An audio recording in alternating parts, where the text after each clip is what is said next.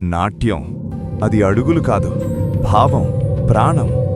ఒక పాత నాట్యమందిరం. రోజూ 10 మంది అమ్మాయిలు డాన్స్ ప్రాక్టీస్ చేసేవారు. వాళ్లల్లో ఒక అమ్మాయి స్టేజ్ను దేవాలయంలా చూసేది.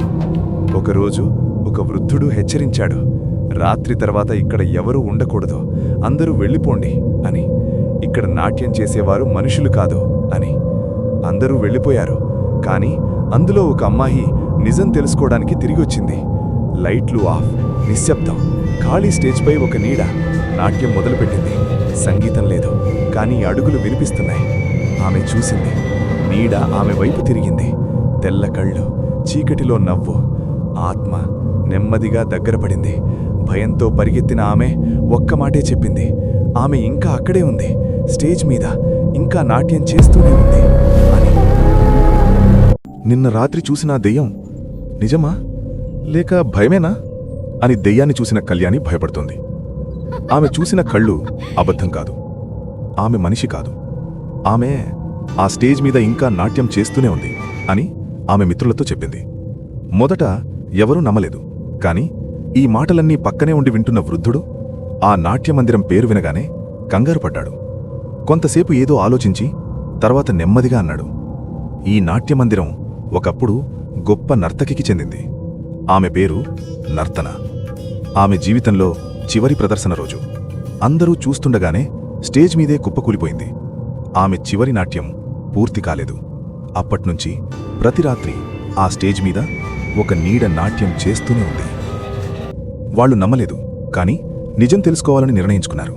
అదే రోజు రాత్రి మళ్లీ ఆ నాట్యమండల్లోకి వెళ్లాలి అని నిర్ణయించుకున్నారు. అనుకున్నదే తడవుగా రాత్రి అవ్వగానే నాట్యమండలం వైపుకు వెళ్లారు. భయపడుతూనే లోపలికి వెళ్లారు. చుట్టూ చూశారు. కొంతసేపటికి మళ్లీ గజ్జల శబ్దం స్టార్ట్ అయింది. ఎవరో డాన్స్ వేస్తున్నట్లుగా కనిపిస్తున్నారు. అందరూ భయపడుతూనే నిశ్శబ్దంగా చూస్తున్నారు. చీకటిలో స్టేజ్ మీద ఆ ఆత్మ నాట్యం చేస్తూనే ఉంది. ఘుంగ్రాల శబ్దం నెమ్మదిగా హాలంతా మార్మోగుతుంది.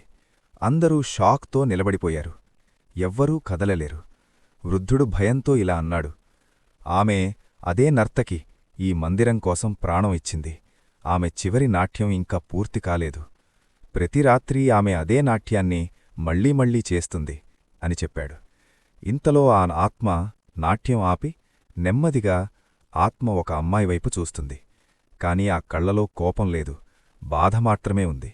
నెమ్మదిగా ఆత్మ తన చేటిని ముందుకు చాపుతుంది. ఆత్మ తన నాట్యం పూర్తి చెయ్యాలని కోరుకుంటుంది. వృద్ధుడు చెప్తాడు, ఆమె నాట్యాన్ని ఎవరో పూర్తి చేస్తేనే ఆమెకు శాంతి లభిస్తుంది అని అన్నాడు. హీరోయిన్కి షాక్. అందరూ ఆ అమ్మాయి వైపు చూస్తారు. ఎందుకంటే ఆమె అడుగులు ఆ ఆత్మ అడుగుల్లానే ఉంటాయి.